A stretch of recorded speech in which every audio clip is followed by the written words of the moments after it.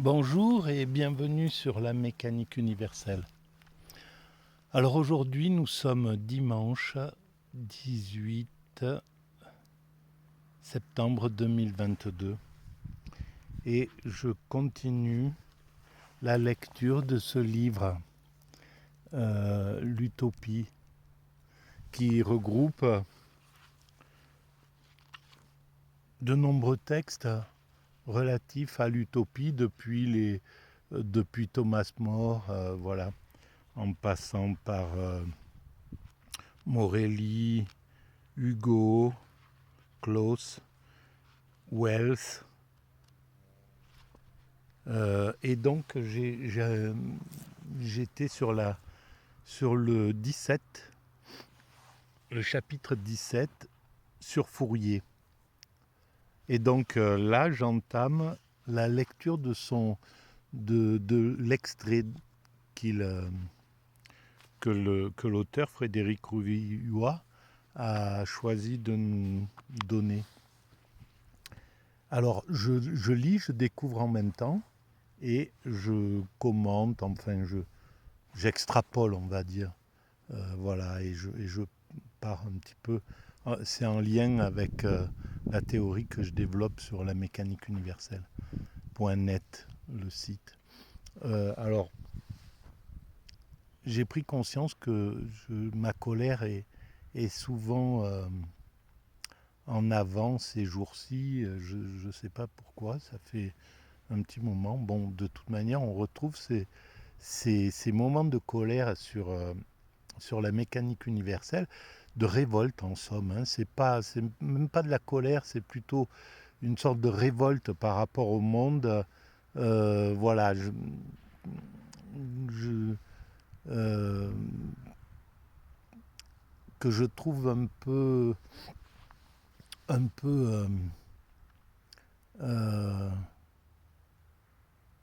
un peu régressif en ce moment vers la violence. Bon, mais en même temps, je sais très bien et je parcours mon site et mes textes de l'idée selon laquelle tout ce qui se passe, c'est exactement ce qui doit se passer. Donc, en réalité, cette révolte, elle est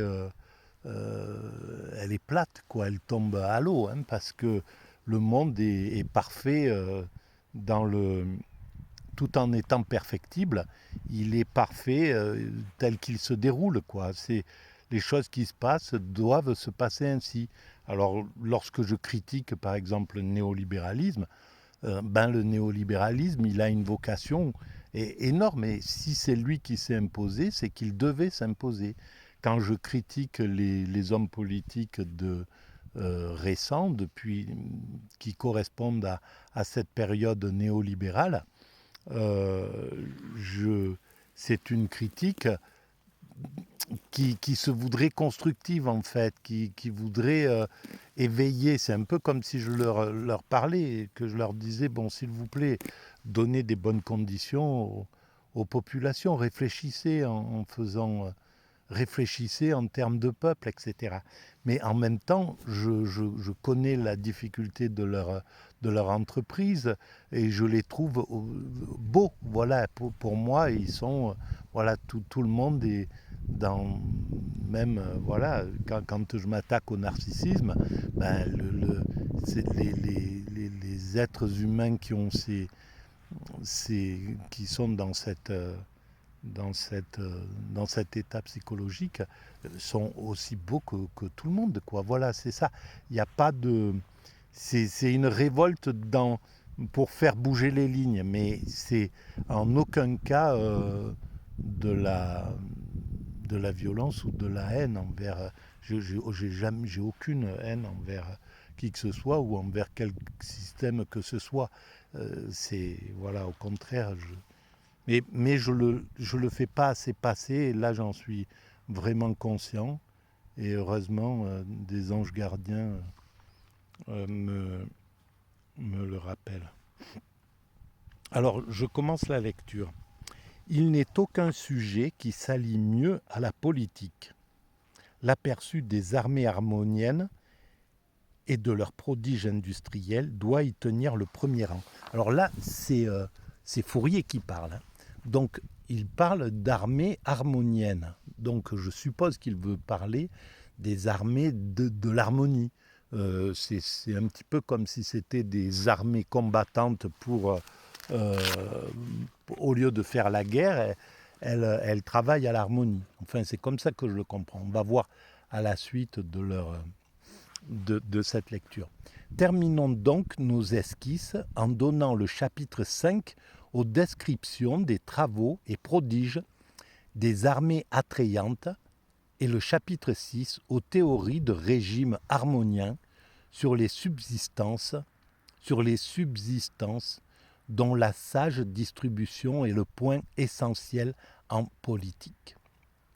L'industrie sociétaire devant s'exercer constamment par attraction, il faudra que les armées productives de l'harmonie soient rassemblées et mues par attraction, par appât, du plaisir, et variant leurs travaux de 2 en 2 heures, comme ceux de la phalange. Donc il a dû parler de ça. Alors la phalange, je pense que je ne connais pas l'œuvre de Fourier, mais à mon avis, il a été très influent sur les phalanstères. Alors est-ce que c'est la phalange, est-ce que c'est ceux qui travaillent dans ces phalanstères, voilà.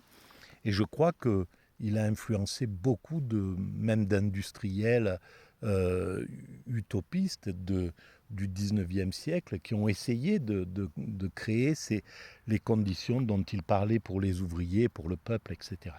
Donc il y a eu des tentatives. Alors après, voilà, on sait que les tentatives, même les tentatives généreuses, des fois se corrompent d'elles-mêmes et parfois sont corrompues par l'extérieur parce qu'on ne supporte pas de voir arriver quelque chose qui va changer le rôle établi du système en place. Donc voilà, c'est le mécanisme de mettre des bâtons dans les roues de ceux qui veulent essayer des choses plus sociales, etc. L'industrie, donc on verra, quand il en sera temps, quel ressort l'association sait mettre en jeu pour amener sur le terrain 1 million d'athlètes industriels tirés de 50 empires. Alors ça, c'est vraiment... Bon, il aurait fallu lire avant ou savoir, qui fournissent chacun 20 000 hommes. Supposons provisoirement la réunion opérée et spéculons sur les résultats de ces travaux. Donc voilà, c'est l'ensemble de l'humanité en somme, hein, tel qu'il en parle là, à mon avis. Si c'est les 50 sur le terrain, 1 million d'athlètes industriels tirés de 50 empires, c'est quasiment le monde. Bon, je continue. J'admets, si l'on veut, que les légions romaines détruisant 300 000 Cimbres à Saint-Rémy se couvrent de gloire et moissonnent des lauriers. Mais ne serait-il pas plus glorieux à ces deux armées gauloises et romaines de se réunir pour créer au lieu de détruire? Voilà, alors là, je suis tout à fait en symbiose avec ce type de pensée. Et les vidéos précédentes parlaient de ça. Pourquoi certaines vidéos, pourquoi l'humanité, là, met des milliards pour la guerre, actuellement, pour une guerre entre frères, quoi, hein, de toute manière, quoi qu'elle soit entre ennemis ou entre frères ennemis ou entre Européens ou quoi que ce soit, la guerre en elle-même est une destruction. Alors après, il faut reconstruire, etc. Donc oui, c'est une façon d'agir sur l'humanité. Quand l'humanité ne peut pas construire autrement, elle construit à travers la violence. Et apparemment, c'est quand même la destruction, c'est quand même le lien le plus normalisé, on va dire, hein, si on y réfléchit. La guerre, c'est plus la normalité. Et de temps en temps, il y a des périodes de paix. Alors, curieusement, nous, voilà, nos générations avons connu une période de paix assez longue, 50 ans, 60 ans, 70 ans, je pense, je ne sais même pas. Voilà. Mais c'est révoltant de penser, on peut se révolter, disons, de penser que au lieu de mettre ces 300 milliards ou 400 milliards que la guerre va dévorer ou dévore en ce moment, juste pour détruire, si l'humanité décidait de mettre cet argent-là à construire, eh ben c'est inouï ce qu'on pourrait faire pour les plus souffrants d'entre nous sur cette planète. Voilà, sur les 7 milliards d'êtres humains, il y a peut-être 5 milliards d'êtres humains qui souffrent, qui n'ont pas accès au minimum, etc. On pourrait construire déjà ce minimum, apporter l'eau à chaque être humain partout, apporter l'éducation, apporter voilà, les soins. L'humanité pourrait se décider de faire ça. Et ça, c'est révoltant. Voilà, je suis révolté contre ça. Je n'ai pas une haine contre ceux qui ne le font pas. Mais je suis révolté d'être devant cette chose. Bon, je continue.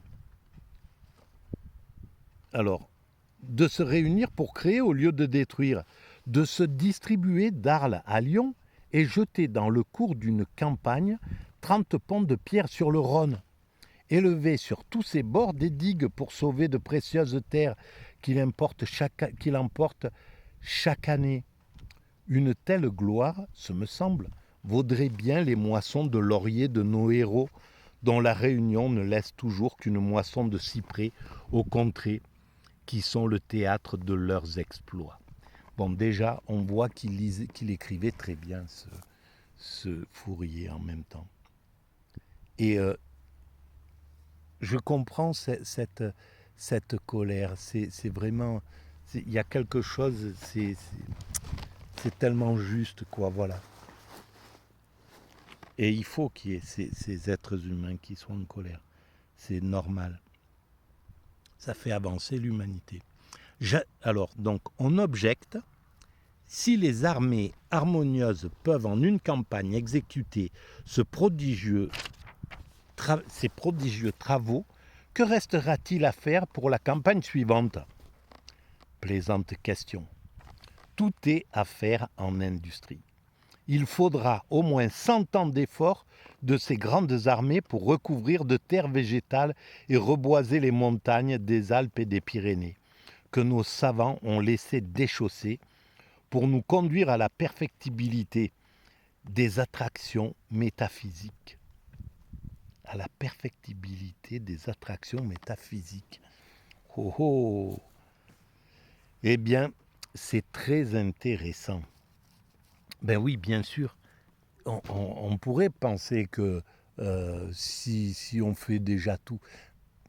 En tout cas, il y a une chose qui est sur la première page de la mécanique universelle. À la fin de la page, je dis voilà, cette théorie n'est pas là pour chercher à accélérer le processus, parce qu'en fait, c'est ça la tendance, c'est humain. Hein. Quand on est dans un état de souffrance, quand on vit quelque chose qui est souffrant, que ce soit dans une relation amicale, relation de couple ou n'importe, on est pressé de sortir de ça.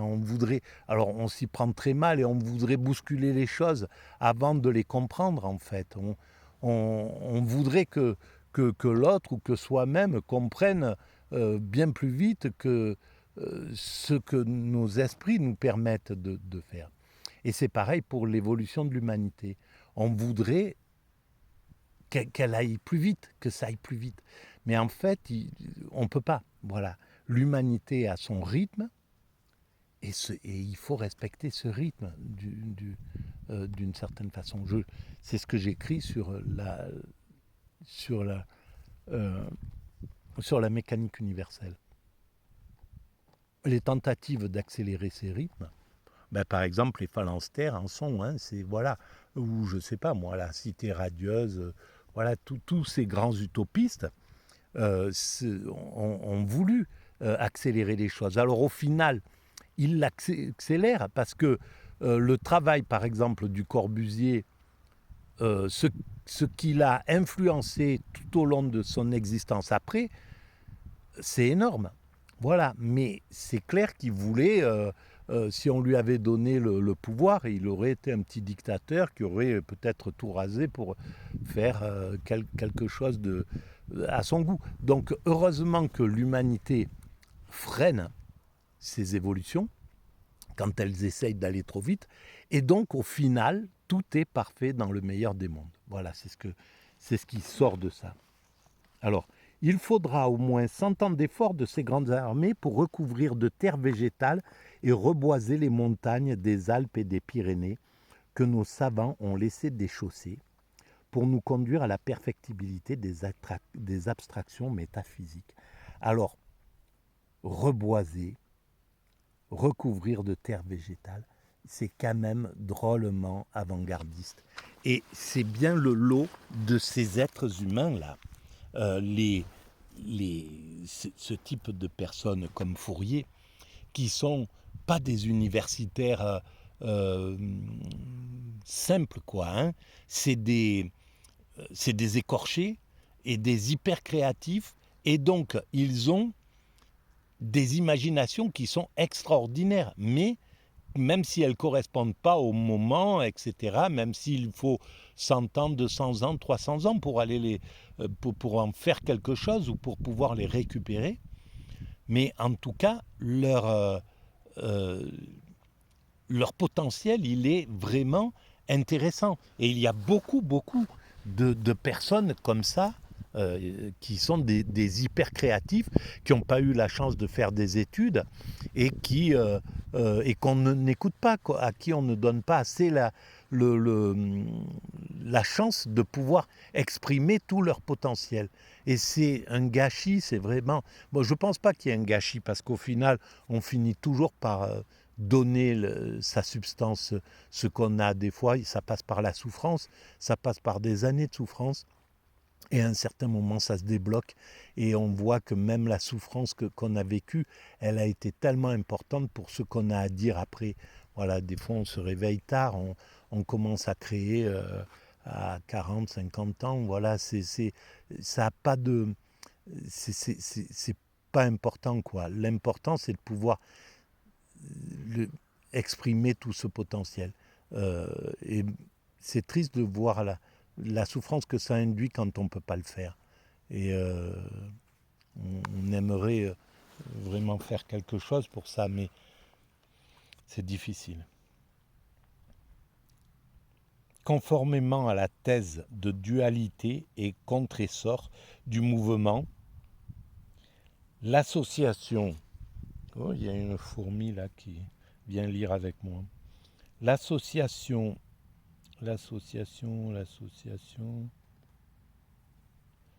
doit avoir la propriété de rassembler des armées productives comme la civilisation en rassemble de destructives. Voilà, ben oui, c'est tout simplement du bon sens, quoi. Hein. Voilà, on pourrait... 7 milliards d'êtres humains pensent cela, hein, si on leur donne le... Et il reste peut-être un petit million d'êtres humains qui disent non, on aime bien la castagne, on aime bien la guerre, on veut vendre nos trucs, on veut... etc. Voilà. Alors, je continue. Et par opposition à l'ordre civilisé qui enrôle ses héros en leur mettant la chaîne au cou, l'ordre sociétaire, voilà, alors donc l'ordre sociétaire, c'est en opposition à l'ordre civilisé. C'est intéressant parce que je découvre en même temps et je comprends en même temps ce qu'il veut dire. Donc, l'ordre sociétaire doit enrôler les siens par amorce de fêtes et plaisirs inconnus dans l'état actuel où une armée de 100 000 hommes ne connaît d'autre plaisir collectif que celui de détruire, incendier, piller, violer. Alors, voilà, c'est là où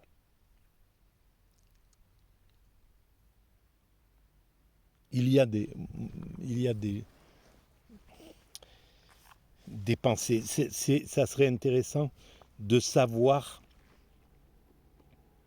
l'ordre sociétaire, à quel niveau on peut le placer. Certains pensent que ça doit se faire au sein du système familial, un système familial solide.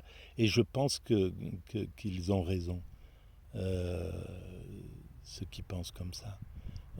Mais ça veut dire donner à chacun, à chaque être humain, le pouvoir d'avoir une famille unie, forte, euh, que, voilà, une famille qui s'agrandit tout le temps avec les belles familles, etc., et qui deviennent des groupes soudés, des clans en somme. Hein. Et à partir de là, mais tout en étant des clans qui respectent le clan à côté, qui n'est pas... Voilà, parce que je pense que les Romains fonctionnaient comme ça, que plein de systèmes fonctionnent comme ça. Mais si c'est un système comme ça qui fonctionne en plus avec un système esclavagiste, avec un système de compétition avec le clan à côté, de guerre, etc., ça ne peut pas aller. Mais dans un système paisible, ce système-là, familial, autour des enfants, serait quelque chose évidemment de superbe. Malgré les jérémiades sur la pénurie des finances, chaque État trouve des capitaux immenses. Ben voilà, ça on l'entend tous les jours. Oui, on ne peut pas dépenser ça, et ils peuvent aller mettre des milliards pour la guerre, quoi. C'est hallucinant. On peut pas sortir les gens qui sont dans la rue quand on voit sur TikTok les films qui se passent dans les villes américaines où on voit des rues entières de gens qui sont sans domicile, qui vivent dans des tentes, qui sont dans un état de souffrance absolue, et l'État qui va envoyer des milliards pour soutenir une guerre. Et c'est pareil sans doute du côté russe. Les Russes, voilà, au lieu de s'occuper de leurs SDF et de des gens qui sont dans la souffrance, pour les aider, pour les sortir de ces souffrances-là, ils préfèrent aller partir dans une intervention guerrière. C'est quand même, c'est là où il y a quelque chose qui c'est tout simplement pas normal. Ils nous font penser, ils nous font croire que c'est normal, puisque tout le monde les soutient, les médias ne disent pas que c'est anormal. Donc, ils donnent, ils nous donnent à penser, ils nous obligent à penser que c'est normal, que c'est le bon, voilà, que c'est logique, c'est légitime d'être d'agir comme ça. Mais ça n'est pas légitime. Et c'est parce qu'ils ont les médias qu'ils peuvent se permettre de pouvoir faire ça en toute impunité. Parce que, et contre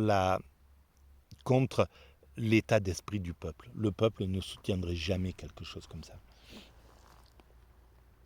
Donc malgré les jérémiades sur la pénurie des finances, chaque État trouve des capitaux immenses quand il s'agit de rassembler et approvisionner ces masses destructives.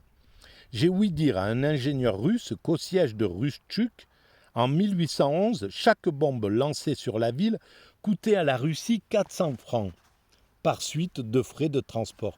Voilà, quelqu'un pourrait exactement dire la même chose. Voilà.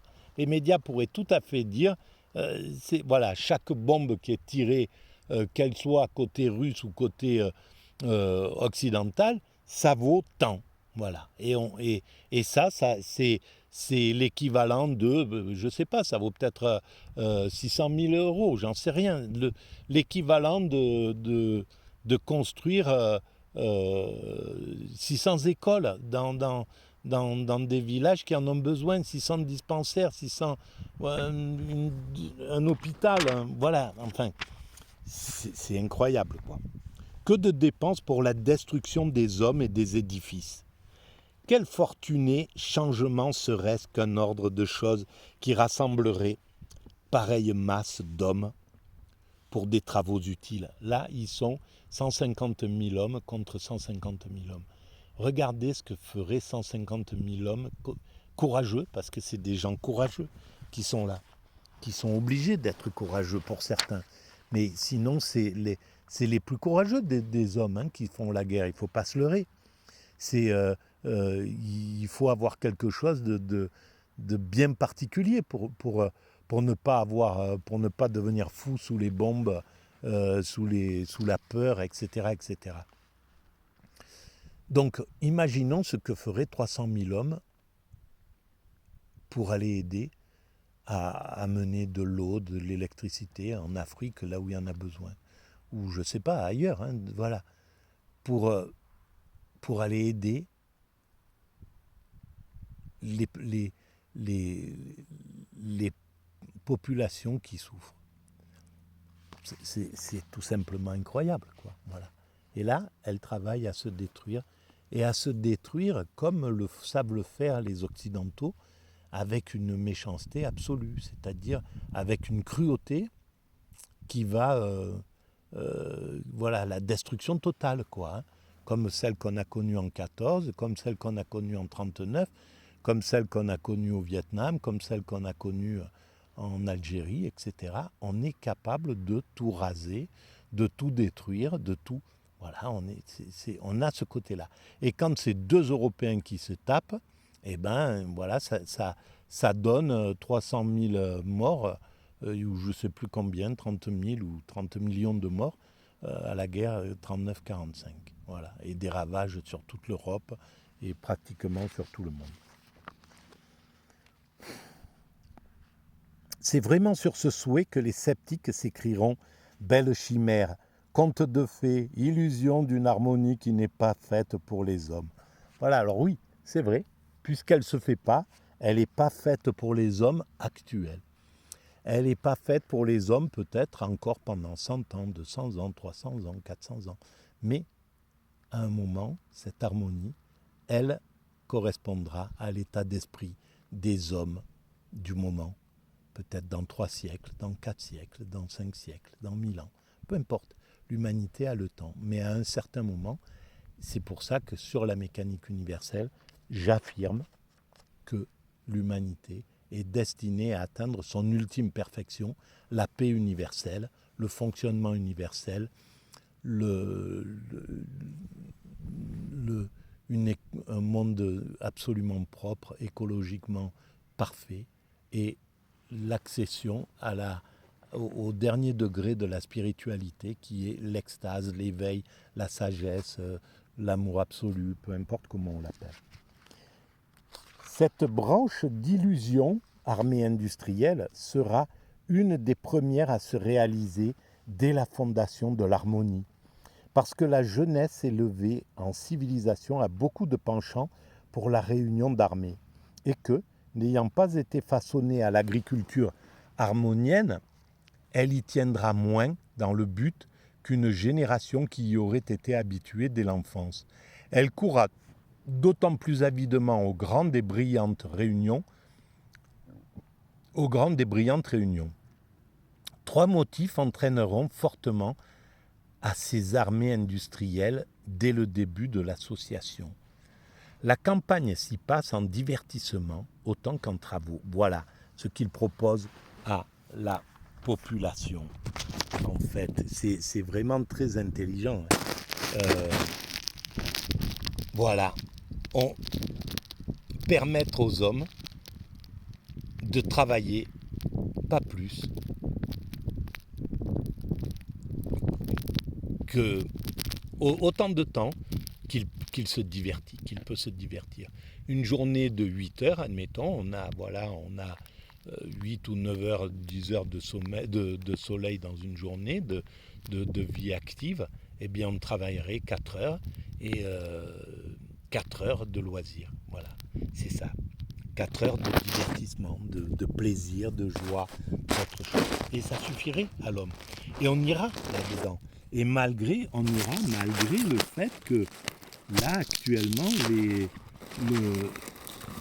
les gens disent oui, non, c'est pas possible, ça serait la ruine, ça serait ruineux, etc. etc. Évidemment, on peut le voir comme ça, mais comme le disait si justement Fourier, quand il s'agit de trouver de l'argent pour quelque chose qui va dans le sens des élites, eh bien, cet argent est trouvé. Donc, on pourrait tout à fait bien s'organiser et on a maintenant même une possibilité. Les dominants ont la possibilité de se réunir en G7, G20, G, etc. Donc, les leaders du monde peuvent très bien décider de se réunir tous et de dire, ben voilà, à partir de maintenant, on réduit le temps de travail, on donne du travail à tout le monde et on va sur un autre système de, voilà, on part sur un système différent, etc. Voilà. Ou alors que des pays leaders commencent à le faire, à le mettre en pratique et après le fassent remonter à l'ensemble de l'humanité. Donc, on y a de grandes occupations, mais qui alternent avec des fêtes immenses, concourant au progrès de l'industrie. On en verra une description à l'article Gastrosophie infinitésimale, 4e tome. Alors il a écrit tout ça, il a pensé à tout le Lascar.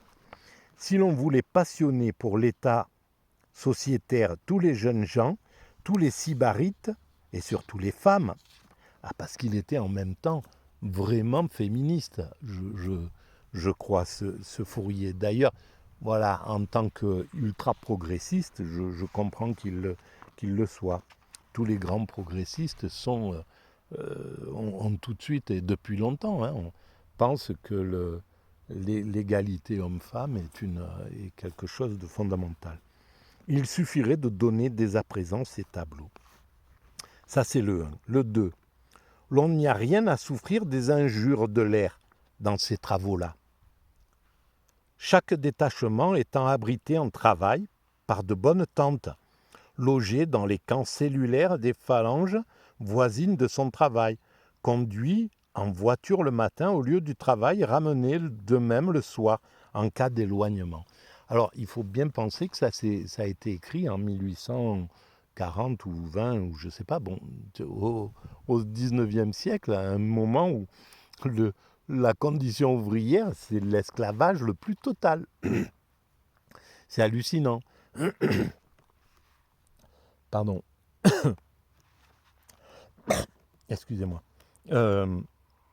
Et donc cette idée, même si les termes dans les camps cellulaires, bon, les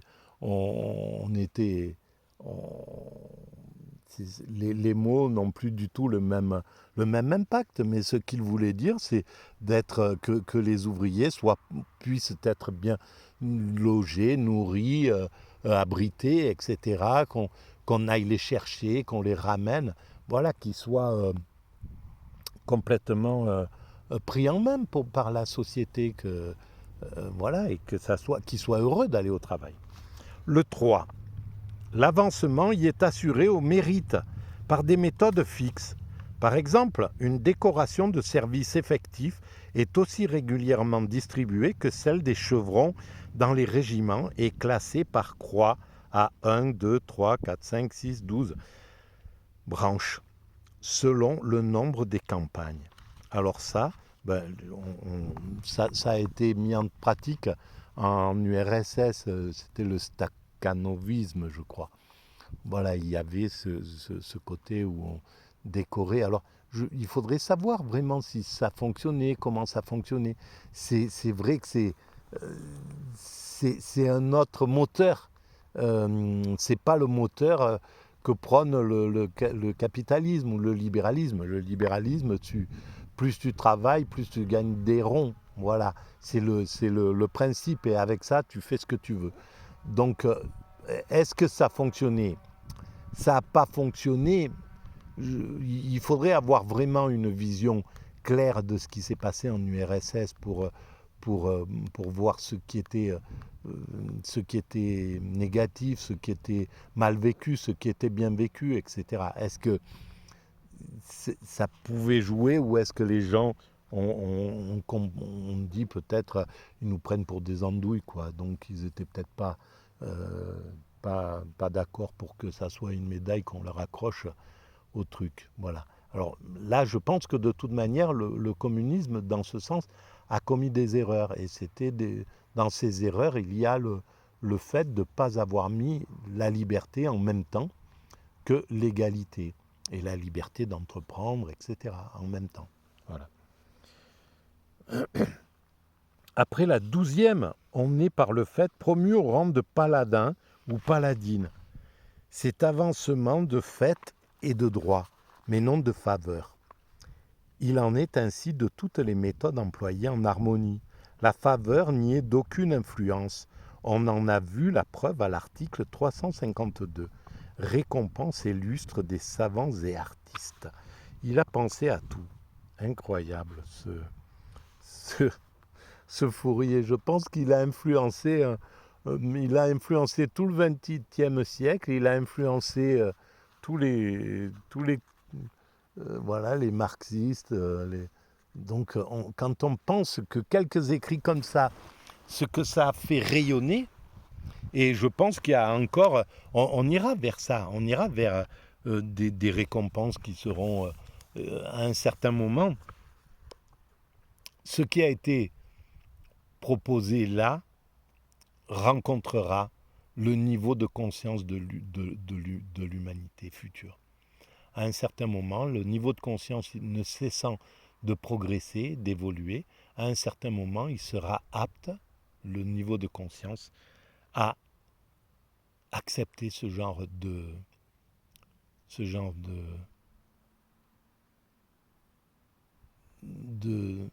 récompense, qui ne soit plus du tout... si l'humanité parvient à son unité, eh ben, après c'est facile d'amener cette chose-là. Voilà, bon bref, faudra faire un patchwork, un bon mélange avec ce que j'ai écrit sur la mécanique universelle dans la rubrique humanité et médias. D'ailleurs, dans les deux, je parle un petit peu de ça. Dans humanité, je dis que l'humanité va sans doute vers un système symbiotique, un libéralisme symbiotique par exemple, ou je sais pas, quelque chose comme ça, voilà. Bon bref, je vais arrêter là pour cette première vidéo et à bientôt. Merci de votre écoute.